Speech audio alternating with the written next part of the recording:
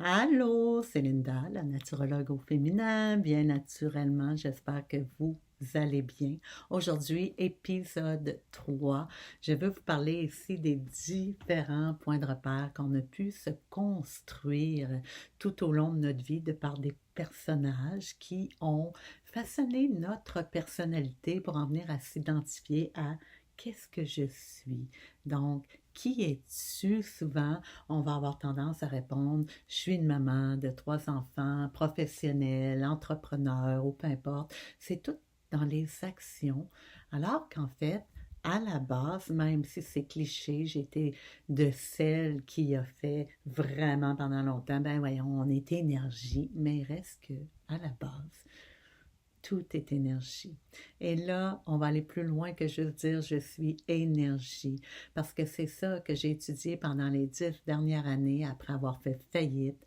Du jour au lendemain, la vie a vraiment basculé tout mon château de tout ce que je m'étais monté, les personnages valaient plus rien tout à coup, ne représentaient plus rien. Et c'est là que j'ai découvert que c'était important de me reconnaître à la base, ce qui voulait dire aller voir c'est quoi qui m'anime avant toute forme d'action, de mots, d'image. C'était juste de reconnaître la vie à la base, en fait, que j'avais jamais reconnue, puisque le mental était tellement fort et que toutes mes identifications étaient dans le monde externe, mes points de repère étaient dans le monde externe, et prenez le temps, juste quelques secondes ici, là, si je vous dis où sont vos points de repère? Pour la plupart, on va me répondre, c'est mes enfants, c'est mon conjoint, c'est ma maison, c'est mon emploi. Mais imaginez que du jour au lendemain, ça bascule tout ça. Qu'est-ce qui reste? En fait, il reste la vie. Et la sagesse du corps est assez puissante pour recréer l'équilibre même à suite de traumatismes, parce qu'il y en a que ça peut être, c'est tous des traumatismes, sachons-le, que ce soit la perte d'un être aimé, que ce soit la perte d'un emploi, une coupure amoureuse, peu importe, on a des traumatismes pendant notre vie.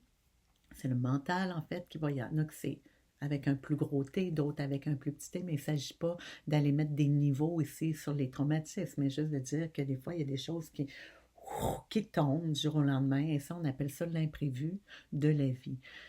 Et c'est ça qui fait que souvent, on va s'effondrer parce qu'on a cru qu'on avait le contrôle sur l'imprévu de la vie et on a cru qu'on était peut-être des surhumains et qu'on avait le contrôle, en fait, sur cette belle sagesse du corps-là. Et c'est là souvent que tout va s'effondrer. Et ceux qui ne savent pas de quoi je parle quand je parle de la sagesse du corps, épisode 2, juste avant celle-ci, j'en parle et c'est hyper important. C'est important de le ramener d'entrée de jeu parce que je vais l'utiliser très souvent. Si on ne comprend pas qu'est-ce que ça veut dire la sagesse du corps, on va se perdre. Donc, dans la notion vraiment, qu'est-ce que ça veut dire dans le palpable, la sagesse du corps, elle est essentielle à notre équilibre et de la reconnaître, c'est essentiel. Alors, d'où aujourd'hui je viens avec cette matière de transmettre dans laquelle je me suis spécialisée au cours des dernières années. Avant de la transmettre, en fait, je l'ai explorée à travers les retraites. J'ai accompagné des milliers de femmes à travers la nature cyclique, reconnaître l'énergie qui nous anime à travers notre propre cycle hormonal, la vie en nous, et après pouvoir voir les liens externes qui viennent s'unir à ça à travers les saisons, faire des points de repère en fait qui vont nous aider à mieux intégrer cette partie-là en nous, la sentir, la reconnaître pour ensuite l'incarner, ce qui veut dire que je vis à partir de ça maintenant parce que c'est la vie tout simplement, mais tellement. Donc, cette base de vie-là, c'est que je vais devoir aller défaire, c'est ce que j'ai fait au cours des 10 dernières années, tous ces points de repère-là que je m'étais créés et que je croyais figés, ben ça a tombé. Puis ça m'a permis, j'aurais pu reconstruire encore. Ah, je vais retourner, j'ai fait faillite, je me suis séparée, j'ai tout perdu, plus d'argent, plus de statut, plus rien du jour au lendemain. Ça, et j'aurais pu choisir avec toute l'expérience que j'avais et les compétences. Il y a plein de monde qui m'approchait pour un autre job tout de suite et j'ai fait Là, je suis défaite en 1000 pièces. J'étais Monsieur Patate éparpillé partout. Et je me suis dit, j'ai choisi en fait la solution pas la moins, pas la plus facile, je vous l'assure, étant de me remonter, de me détacher, de me dépouiller de tout ce qui a été avant pour me remonter, aller sentir cette vie-là, puis après, peut-être que je pourrais reconstruire d'autres choses dans le monde externe. Et c'est ce que j'ai fait. Et il a fallu déprogrammer tous ces beaux personnages-là et plus réaliser pour connecter avec la profondeur, la sagesse du corps et après voir, parce que c'est important de le savoir, les personnages, il ne s'agit pas de les jeter aux poubelles, il s'agit juste de voir quand est-ce qu'ils peuvent me servir et de faire appel à eux quand c'est le temps de manifester dans la matière, dans le monde externe, qu'est-ce que ma sagesse du corps m'indique comme étant le besoin, qu'est-ce qui est là. Donc, quand c'est le temps de manifester, comme présentement, mon essence qui vous livre quelque chose, ça part du cœur, vous le sentez, c'est spontané, c'est incarné, c'est vivant, mais c'est un personnage qui se manifeste à vous pour le présenter. Donc, le mélange de tout ça, on voit que c'est vivant. Je pourrais être juste un personnage qui vous présente quelque chose, probablement que j'aurais besoin de lire des notes puis de réciter quelque chose, alors que là, en étant connecté à cette essence-là, vous me voyez, ceux qui me voient sur YouTube, ou vous m'entendez, c'est spontané, c'est vivant, ça sort avec plusieurs tonalités, intensités, rythmes différents. Parce que sachez-le, à travers tous les points de repère, je ne suis pas juste forte, je peux être tout autant douce, je peux être généreuse, puis avoir le goût aussi par moment d'être, pas égoïste, mais de garder des choses pour moi. Je peux être dans le relationnel, puis d'avoir le goût d'être seule par moment aussi. L'un n'empêche pas l'autre. Et c'est ça qui est beau quand on reconnaît cette nature cyclique-là, puis qu'on se laisse guider à partir de là, parce qu'elle est là, notre guidance. C'est pas à travers ce qui se passe à l'extérieur, puis les conseils de tout le monde. C'est ma guidance est là. Et si j'ai affaire à être accompagnée, c'est ma guidance qui va me guider vers les bonnes personnes, les bons endroits, peu importe. Donc, ça part tout le temps de là. Comment je reconnais ça maintenant? Et c'est là que j'embarque dans l'approche cyclique. L'approche cyclique, c'est vraiment des points de repère, en fait, qu'on va construire à partir du vivant, donc de l'énergie. Qu'est-ce que je sens au niveau de l'énergie? Et c'est important, je le redirai jamais assez, je ne suis pas psychologue.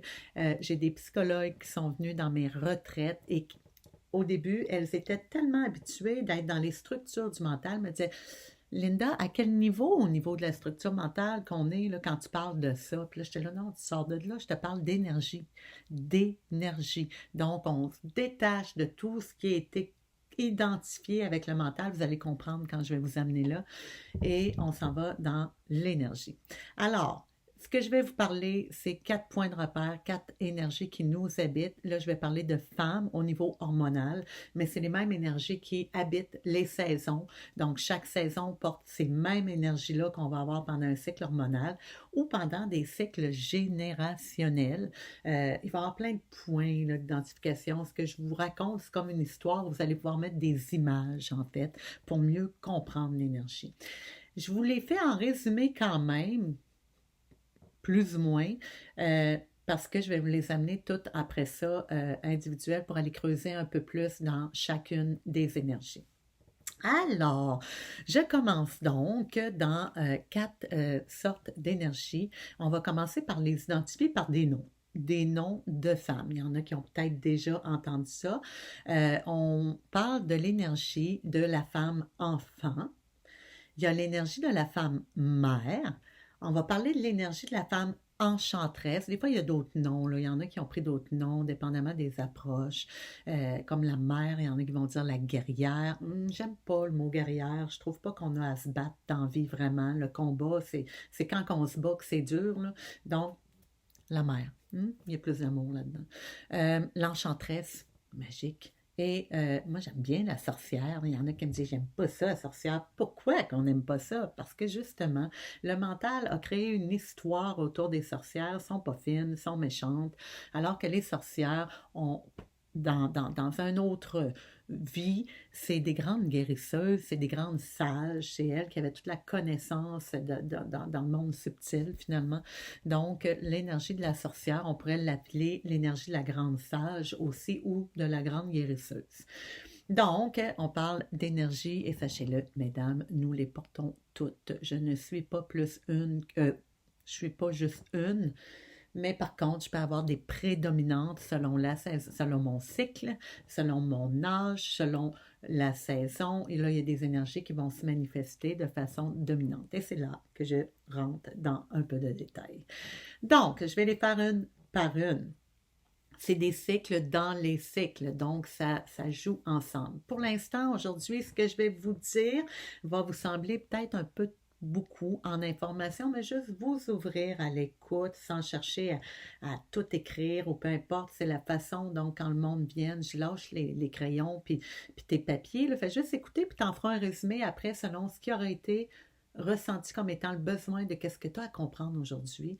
Ça, ta sagesse du corps, là, elle va le transformer puis elle va faire une histoire avec après. Mais pour l'instant, juste l'écoute du cœur. C'est ce que je vous suggère du moins. Donc, la première étant l'énergie de la femme enfant. La femme enfant, on va l'identifier au cycle de 0,25 ans. Et là, attention, là, on l'identifie au 0,25 ans. Moi, je porte encore l'énergie de la femme enfant par moment. Elle se manifeste pas parce que j'ai 55 ans qu'elle ne se manifeste plus. Elle vient me visiter encore. Sauf que, assurément, quand elle me visite, elle est moins dominante que ma fille qui a 24 ans, 21 ans, qui va être dans son cycle enfant. OK? Donc, c'est des cycles dans les cycles avec, dépendamment d'où on est, qui vont être plus en puissance que d'autres. Donc, la femme enfant, c'est le 0,25 ans qu'on va l'identifier. On va l'identifier à la saison du printemps. Et là, je n'embarquerai pas dans les... Je peux peut-être embarquer dans la direction l'Est parce qu'il y a le lever du soleil puis ça vient mettre un peu d'autres choses. Si je l'identifie au cycle de la journée, c'est le matin, hein, c'est le réveil à l'est, le lever du soleil, ça va tout ensemble. Et ce qui est important, c'est le cycle menstruel, c'est la préovulation. Donc, après avoir été menstruée, je recommence un nouveau cycle. Donc, c'est l'énergie de l'enfant. Donc, cette énergie-là, elle dit quoi? Donc, si je vous dis 0,25 ans comme énergie, ça vous dit quoi? Et là, quand je suis en retraite, il y en a plein qui me répondent des choses que quand ils étaient enfants. Mais là, je ne vous demande pas de comment vous avez été programmé, mais que devrait être l'énergie pure d'un enfant? Donc, on sort du mental. Ce n'est pas des identifications à ce que j'ai été, mais plutôt à ce que devrait être une énergie d'enfant pur. On va nommer ici l'aventure, la curiosité, l'innocence, cette pureté, la partie découverte. Quand on parle d'aventure, il n'y a pas de peur. Hein? On est dans une certaine forme de détachement du regard des autres, parce que le détachement apporte plusieurs choses. Donc, je ne peux pas me détacher des autres parce que j'ai besoin de mes modèles, mais je suis dans le détachement du regard des autres, à moins que mes parents me disent hey, « fais pas ça, tout le monde te regarde ». Ça, c'est des programmations qu'on nous a fait quand on était jeune, qui a fait qu'on s'est fermé dans notre pureté, puis qu'on n'a pas vécu notre énergie comme on aurait dû la vivre dans sa pureté. Donc, toute cette partie-là, imaginez, là, je vois ça aujourd'hui, je trouve ça beau. Moi, j'ai eu 3 enfants. J'étais dans cette mère très rigide. Je le dis, très rigide. On était 2 parents très rigides. Disciplinés, c'était important que les enfants soient propres, qu'ils soient tous, on voulait qu'ils soient à notre image. On se pensait parfait. Donc, je me rappelle qu'il était habillé comme des petites cartes de mode avec du linge super important. Donc, il n'était pas question que s'il voyait un trou d'eau et qu'il avait le goût d'aller sauter dedans, qu'il y aille. Shame on me, là, je le sais aujourd'hui. Là, au moins, mes enfants ne répéteront pas. J'espère. C'est comme, vas-y, sauter dans l'eau, la sagesse, la joie, La joie, ça fait partie de l'énergie de l'enfant. La joie, le plaisir, c'est comme, j'y vais, il voit un petit trou d'eau, là, puis ça, là, ça vaut 1 million de dollars pour lui de pouvoir aller sauter dedans, puis nous, on va dire, non, tu peux pas. Donc, laisser l'enfant vivre sa joie, de laisser l'enfant connecté avec son instinct. Son instinct, là, c'est quand l'enfant est né, là, est-ce qu'il prend un livre où il va aller taper sur Google, Google, dis-moi comment respirer. Google, dis-moi comment je dois me tourner sur le ventre, sur le dos, comment je dois bouger mes doigts, comment je vais faire pour marcher. Il n'y a rien de ça. L'enfant, il est connecté à son instinct. Il y a tout un grand savoir inné. Il est venu au monde avec ça, là. On porte tout un grand savoir inné dès qu'on arrive dans ce monde. Mais là où ça va créer des déséquilibres, c'est les programmations qu'on va avoir à travers notre éducation, à travers notre enfance. Et c'est OK. C'est OK.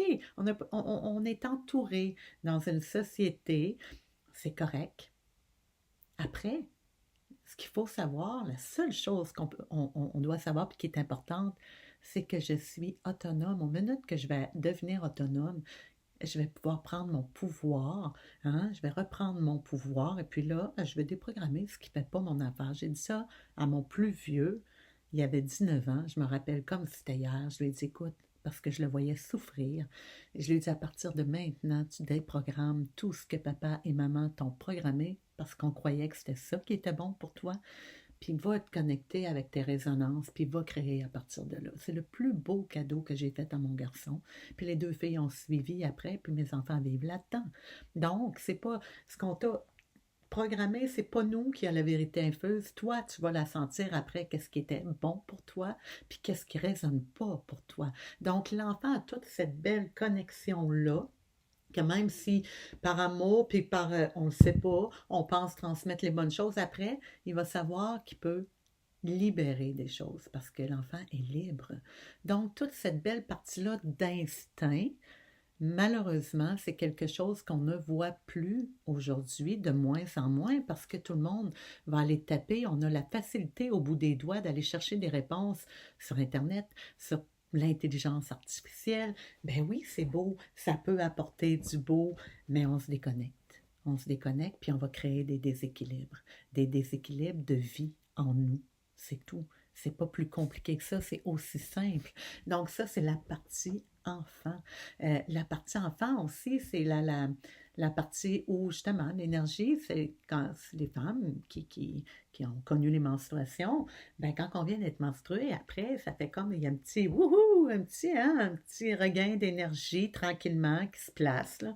On sent qu'on commence comme l'enfant qui sort, qui marche pas, puis à un moment donné, oups, il commence à mettre un pied à terre, puis un autre pied, puis tranquillement, il va se mettre à marcher. Il n'ira pas courir tout de suite, là. Il va commencer à faire du mouvement, puis il va prendre connaissance du mouvement. Il va être à l'écoute, il va être connecté, puis il va créer à partir de son pouvoir à lui, son instinct, son pouvoir. Donc, il va reconnaître son propre pouvoir.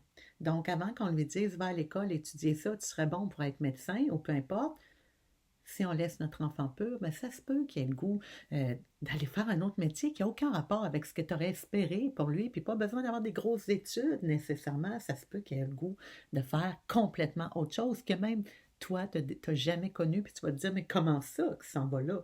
C'est son choix par rapport à ses vibrations. Quand on est là, on est là.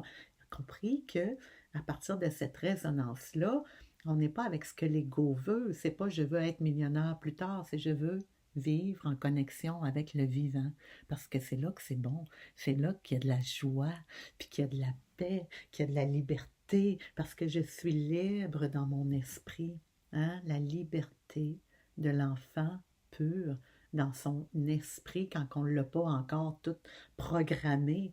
C'est ça qu'on a encore, qu'on peut retrouver à travers l'énergie cyclique qui va se manifester. Elle va se manifester au printemps. On peut faire des points de repère avec le printemps aussi. Est-ce que vous sentez que vous avez la même énergie quand on est au mois de novembre, fin novembre, où il fait noir, que les journées sont courtes, qu'il n'y a plus de lumière? que quand vous arrivez au mois de mai, qu'il y a de la belle lumière, est-ce que vous avez la même énergie? Assurément, c'est non. Non. Donc, c'est normal parce qu'il y a plus de lumière. Donc, cette énergie-là du printemps, c'est ça que la saison nous indique. Les saisons du printemps, c'est le temps de créer des semences. Je vais semer des choses en terre pour ceux qui jardinent. La terre, elle reprend vie. Donc, pour créer, c'est pas qu'elle est après créer la vie, elle reprend vie, comme l'enfant qui vient de venir au monde. Donc, il ne faut pas exiger tout de suite que ça aille vite, puis dépêche-toi.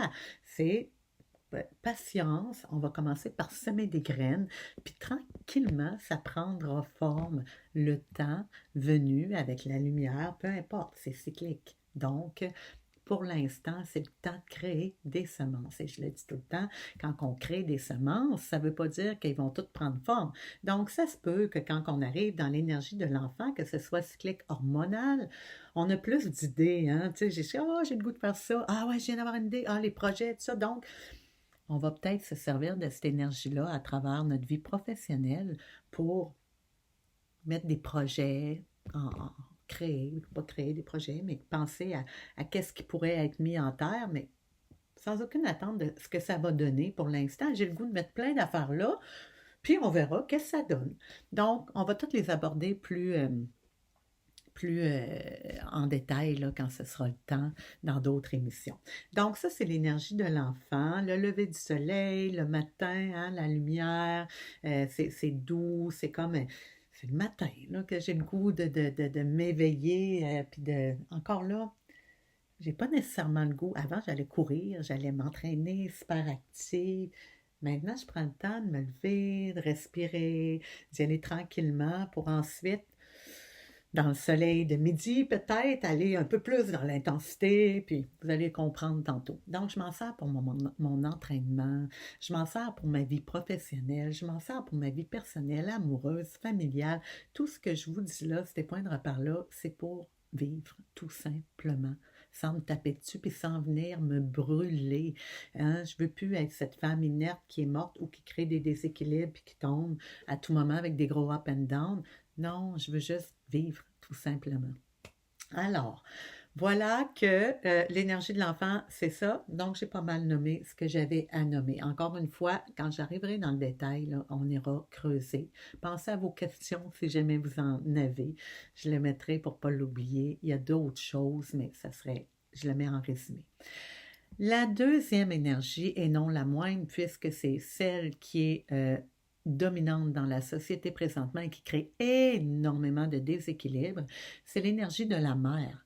L'énergie de la mer, sachez-le, c'est une énergie qui est masculine, qui est dans le yang. On est dans les deux parties, plus dans le yang, donc dans le monde externe. Hein? On va se manifester, je viens au monde, je sors de cette belle enveloppe-là pour m'en aller dans le monde. Donc, dans le monde externe, je suis dans le yang. Dans l'énergie de la mer, je suis dans une énergie hyper masculine puisque c'est la création de ma vie, 25-45 ans. Celles qui sont passées par là ou qui sont là-dedans, pensez-y, qu'est-ce que je fais entre 25-45 ans? Beaucoup de choses. Dans l'action. Je vais créer ma vie personnelle, ma vie professionnelle.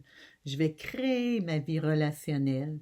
Je vais créer ma vie familiale. Je crée dans le relationnel, dans le monde externe. Donc, je crée. Je suis dans la création. Et là, je vous dis créer, c'est comme, on en parlait de projet tantôt, là, c'est comme des semences. Ben, c'est comme, même si je ne mets pas d'enfants au monde, sachez-le, mesdames, il y a des femmes qui n'ont jamais eu d'enfants, mais qui portent la mère dans le piton, là, encore plus que des femmes qui ont des enfants.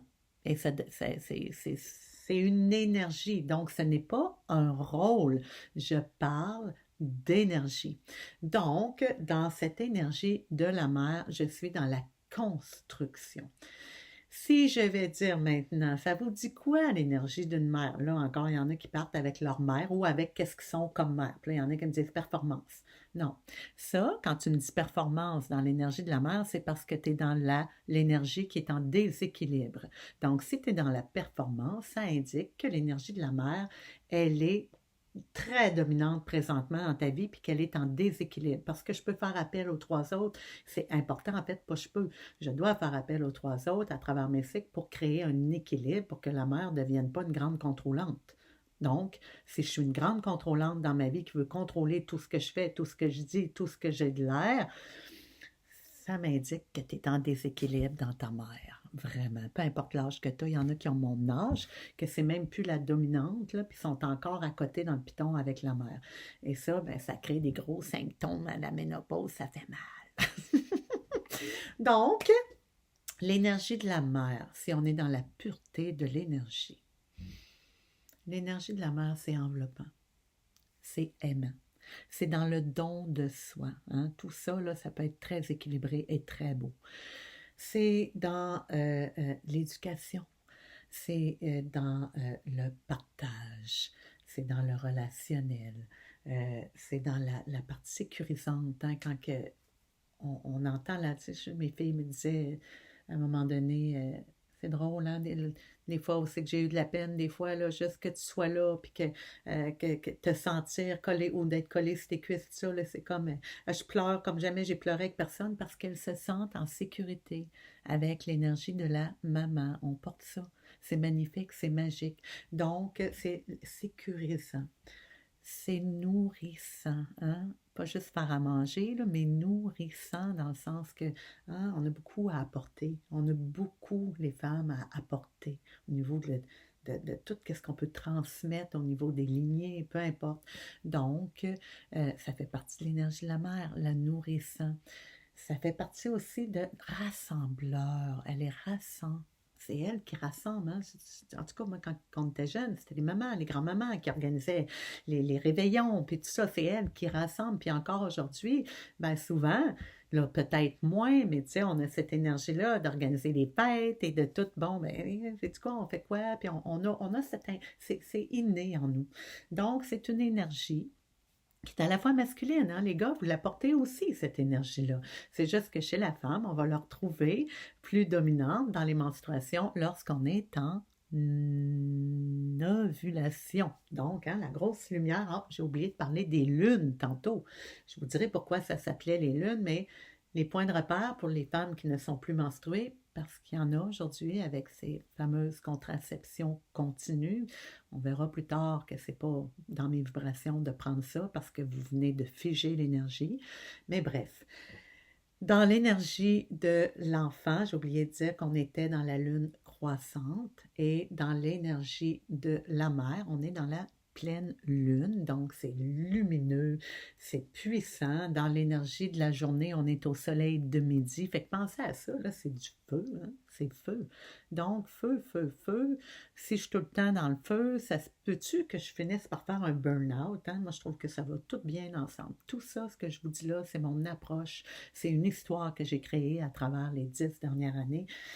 Je n'ai pas cherché des livres là-dessus. Il y en a sur des points de l'enchanteresse, ces noms-là, mais toute l'histoire que je crée autour de ça, c'est venu avec l'expérience de tout ce que j'ai pu voir à travers les retraites et tout. Puis j'en fais une petite histoire avec des mots différents. Donc, oui, s'il y a le feu tout le temps, si je suis tout le temps dans l'énergie du feu, performance, feu, feu, feu, ça fait qu'à un moment donné, ça fait burn-out.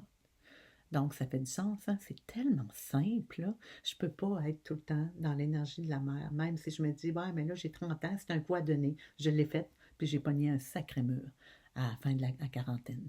Un gros mur que je traînais depuis des années avec des gros up and down, puis c'était pas agréable. Donc, l'énergie de la mer, dans cette énergie pure-là, elle est belle. Elle est vraiment belle. On veut une maman douce, aimante, à la fois forte, parce que c'est fort, hein? C'est pour ça que il y a le mot guerrière qui vient dans d'autres cycles, dépendamment des approches. Il y en a qui vont utiliser le mot guerrière. Pour moi, j'ai été tellement guerrière. Puis ce mot-là, ça fait comme oh, on s'en va aux barricades, puis on s'en va militer, puis je l'aime pas, qu'est-ce que tu veux. Mais oui, c'est vrai que la mère, elle est capable d'en porter énormément. On est capable d'en gérer des dossiers. Ça n'a pas d'allure. Bref, ça, c'est l'énergie de la mer. L'été, hein? Qu'est-ce qu'on fait l'été? Il y en a qui disaient ah, au printemps, c'est la croissance. Ben non, la croissance, là, hein, là, c'est abondant. À l'été, là, on voit tous les plants là, qui sortent, puis les légumes qui commencent à pousser, puis là, ça commence à être émergent, puis c'est l'abondance. Donc ça, c'est l'énergie de la mer encore, qu'on associe à l'été, hein. Ça rayonne, c'est chaleureux, c'est relationnel. J'ai pas le goût, moi, de me coucher à faire un souper aux chandelles là, à 5 heures en été avec mon chum. Non, on va veiller plus tard, on a plus d'énergie. J'ai le goût d'être dehors, puis j'ai le goût de partager avec plein de monde. Puis c'est là on va créer du relationnel, puis qu'on va sortir à travers des grosses masses, puis je suis correcte pour ça. Je suis correcte. Encore là, ça dépend de mon cycle, hein, parce que des cycles dans les cycles, ça se peut que quand je suis menstruée, j'ai pas le goût d'aller dans des masses, même si on est en été, mais ça va être moins pire que quand je suis au mois de novembre. On va comprendre plus loin quand je vais tout décortiquer. Alors, énergie de la mer, voilà, t'as beau avoir 70 ans, tu la portes encore, mais elle est moins dominante. Et même chose, t'es enfant, tu la portes, mais tu la connais pas encore vraiment, tu peux pas l'incarner réellement, mais elle est là, elle est vivante en toi. Donc voilà, une autre énergie. Le sud, j'ai-tu nommé tout ce qu'il fallait? Je pense que oui. Ma préférée est celle que les femmes appréhendent avec tellement de peur, mais parce que je l'ai découvert dans les dernières années, c'est l'enchanteresse. C'est-tu un beau mot, l'enchanteresse? Hein? L'enchanteresse, je vais la retrouver dans le 45 et plus. Et là, je vous dis, c'est pas 44 ans, minuit moins une, je vais avoir 45 ans. Je la sens, on s'entend, hein? Je fais des images, c'est juste des points de repère. Donc, entre 45 et 65, on est pas mal dans l'enchanteresse. L'enchanteresse, c'est une magicienne, c'est une grande transformatrice, elle transforme les choses. D'où, pour certains, l'enchanteresse, c'est aussi déstabilisant. Et c'est les parties de bouleversement aussi qui sont là. On va la retrouver autant dans les cycles menstruels, elle va être identifiée à la prémenstruation. Dans la prémenstruation, ben, on était dans le top hormonal quand on était dans l'énergie de la mère, dans l'ovulation, puis là, ça va se mettre à avoir un déclin au niveau des hormones et ça va décliner tranquillement. Et là, ben là, on sent que, oups, il y a moins d'énergie un peu, puis là, c'est un peu, on se sent un peu déstabilisé, surtout quand on ne connaît pas cette grande sagesse du corps qui est après opérée. Quand je la reconnais maintenant, je le sais, fait que j'en fais pas de cas, je la respecte, puis je vais respecter qu'est-ce qui est là. Hein? C'est de là que je vais en venir avec tout ça, là. Donc, je suis dans l'enchanteresse, et dans l'enchanteresse, on est aussi à l'automne. Donc, l'automne, ça n'est une autre saison qui est comme un visage à deux faces. Hein. Il y a la partie automne où c'est coloré, c'est lumineux, c'est beau, puis il va y avoir un déclin tranquillement, puis on va s'en aller vers la noirceur, puis que c'est gris, puis qu'il n'y a plus de feuilles dans les arbres, puis que c'est terne. Hein. C'est ça l'automne. Mais c'est nécessaire au cycle. Hein? Si on regarde toutes les 4 saisons, on voit que le printemps il revient tout le temps, puis l'été aussi, puis que c'est un processus de régénération que la nature fait par elle-même, si on ne s'en mêle pas. C'est la même affaire pour nous. C'est ça qu'il faut comprendre. C'est la même chose pour nous. Ce processus qui est après opéré en moi au niveau hormonal, il est nécessaire à juste régénérer, à garder l'équilibre à l'interne au niveau de l'énergie, au niveau du vivant. Donc, c'est important de reconnaître cette grande sagesse du corps qui opère à travers ce processus vivant-là, puis de l'accueillir et non pas chercher à le contrôler, à le transformer ou à l'éviter ou à le fuir, parce que c'est ça qu'on fait beaucoup. Donc, dans l'enchanteresse, ben là, on va voir justement qu'on le fait beaucoup, c'est à la ménopause. Combien de femmes que je vois qui vont, puis je ne juge pas, mesdames, sachez-le, mais je vois qu'avant d'avoir essayé de se connecter, on veut juste continuer à vivre notre vie comme était, donc on va aller prendre des hormones, puis on va continuer à vivre notre vie, mais moi, par expérience, les femmes que j'accompagne vont prendre des hormones pendant un temps, puis ça va revenir, puis ça va revenir, puis ça ne sera jamais correct, parce que la source n'est pas réglée, c'est pas reconnu. Donc, d'où reconnaître cette énergie à la base. Ben, la ménopause, en fait, c'est un nom qui a été inventé par des scientifiques, par la médecine, pour mettre un mot sur quelque chose qu'on ne savait pas c'était quoi, puis en faire quasiment une maladie, pour en faire peur aux femmes, alors que c'est simplement un processus de vie qui fait partie de la vie, parce qu'on ne s'en va pas vers la naissance, là, on vieillit, ça fait partie du processus de la vie aussi, de vieillir et de mourir. Mm-hmm.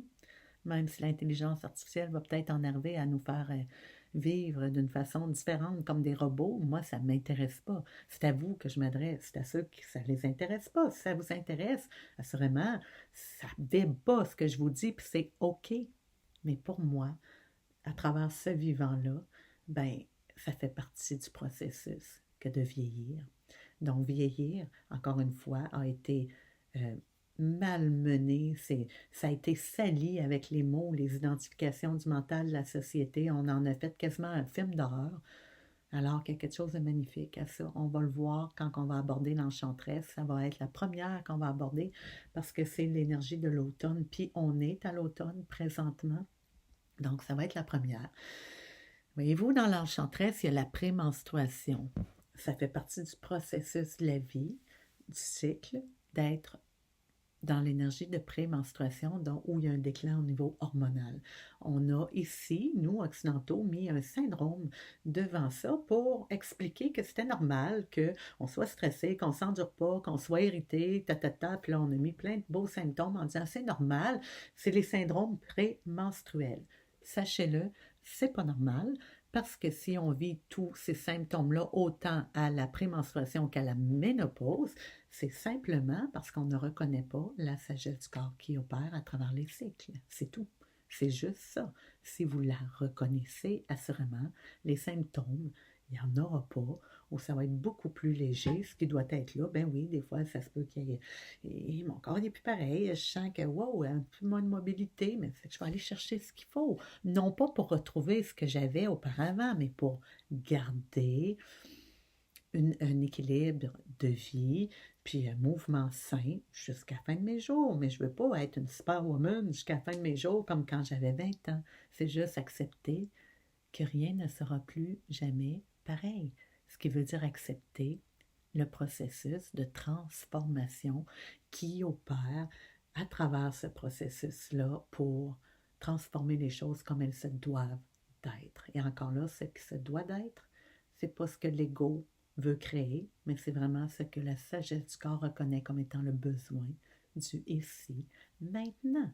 Donc, l'énergie de l'enchanteresse, c'est une magicienne qui a la force de transformer les choses et on a toute cette force d'accueillir les deuils, de vivre en fait qu'est-ce qui est vu comme étant négatif, des pertes. J'ai parlé de pertes d'emploi tantôt, les coupures relationnelles.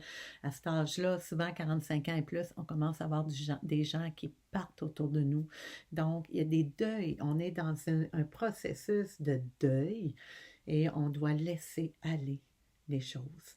Donc, accueillir la notion vraiment incarnée, le détachement. Et c'est ça qu'on va voir à travers l'énergie de l'enchanteresse qui se vit à travers les cycles menstruels tout au long d'une vie, encore une fois, mais assurément, la jeune femme de 30 ans ne le vivra pas encore de façon incarnée parce qu'elle n'est pas rendue là, elle a encore beaucoup de choses à vivre, à sentir dans son corps, mais cette énergie-là, elle est déjà vivante, elle peut commencer à la manifester à petite échelle, à travers son cycle menstruel, elle va la sentir.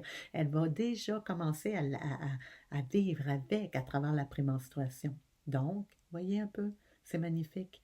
C'est magnifique. Donc, notion de détachement, de laisser aller les choses et tranquillement lâcher les prises à lesquelles on s'est identifié toute notre vie et d'accepter que ça peut se transformer.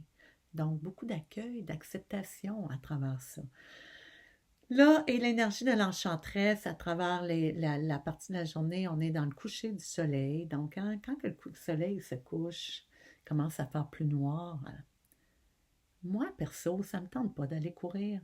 Hein? J'ai plus le goût de commencer à ralentir le rythme. Et c'est ce qu'elle nous indique avec sa grande puissance, l'enchanteresse, de ralentir le rythme tranquillement. Pourquoi je voudrais prouver encore 56 millions d'affaires? Hein?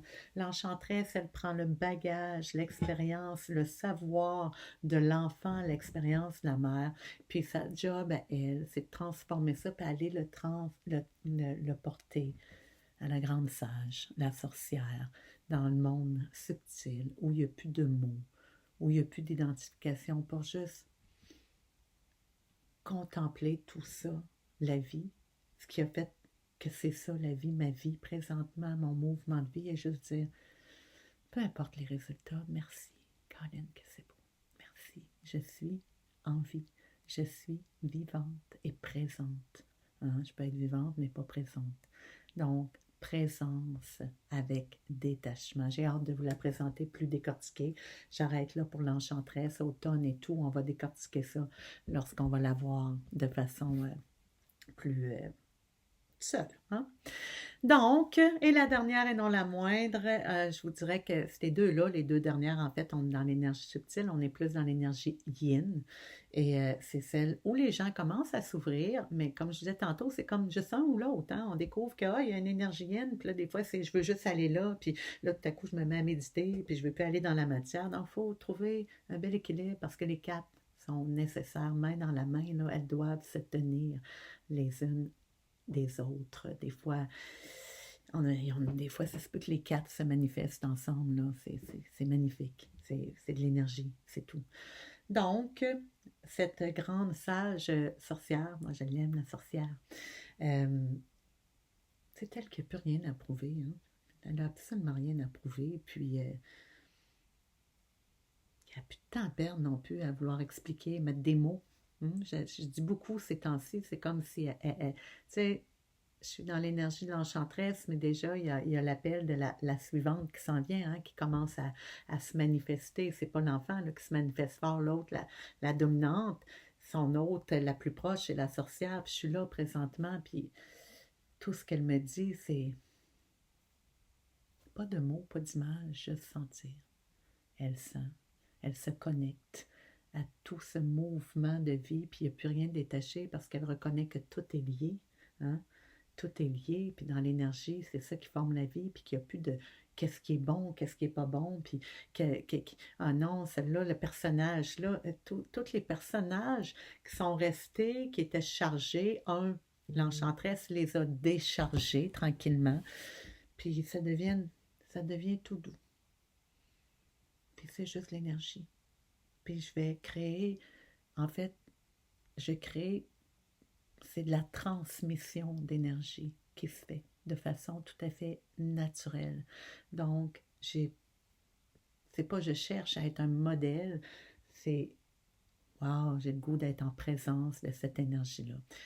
On peut voir des belles personnes âgées, des fois, qui rayonnent. Hein. Le rayonnement, il est dans les yeux, hein, il n'est pas dans ton body puis les actions que tu fais. Leur rayonnement, le sourire, les yeux, c'est rayonnant. Tu as le goût de juste t'asseoir à côté d'eux, là, puis d'écouter le silence. C'est un peu ça, la sorcière, elle nous libère de toutes ces blessures, c'est tout ce qui a été chargé vraiment de... On n'a plus besoin de ça, là, tu sais, enlève tes armes, là, tu rentres dans mon refuge, là, puis tu es complètement à nu ici, là, tu n'as plus besoin d'être identifié à absolument rien, mets-toi complètement à nu, puis parle plus. C'est ce que j'ai le goût de dire ici maintenant, mais on va aller la revisiter plus longuement. Elle est associée à l'énergie de l'hiver. L'hiver, c'est froid, hein? Ça peut sembler froid. C'est une énergie qui est essentielle à prendre une pause. Hein? On a le goût de se déposer. Je me dépose et je contemple. Je prends le temps de contempler. Je laisse les choses se déposer, même s'il semble rien se passer et que j'ai eu longtemps à comprendre ça. Les moments où j'étais dans ces belles découvertes-là, puis à un moment donné, il ne se passait plus rien. Ah là, je suis fatiguée. Là, mon mental dit, tu vois, ça ne marche pas tes affaires, c'est n'importe quoi, ça ne marche pas. Fait 2-3 semaines, il ne se passe rien, puis ça y est, ça ne marche plus. Aujourd'hui, je comprends cette partie-là qui est nécessaire. On dirait en surface qu'il ne se passe rien, mais dans l'énergie, sachez-le, il y a énormément de mouvements, tout comme en dessous de la neige, la terre est après se régénérer. Hein, elle se régénère pour être prête à accueillir les semences au printemps. C'est magnifique, tout ça est lié. C'est la même affaire pour notre corps lorsqu'il expulse en menstruation ou quand on n'a plus, peu importe, on va le voir dans le détail. C'est fait pour un espace de régénération. J'expulse les toxines, la pollution interne, ce que j'ai besoin de traîner en moi, que ce soit de façon physique, énergie, émotion, tout est là, ça va Hein? Voyons-le comme ça, parce que c'est vraiment ça qui se passe dans l'énergie.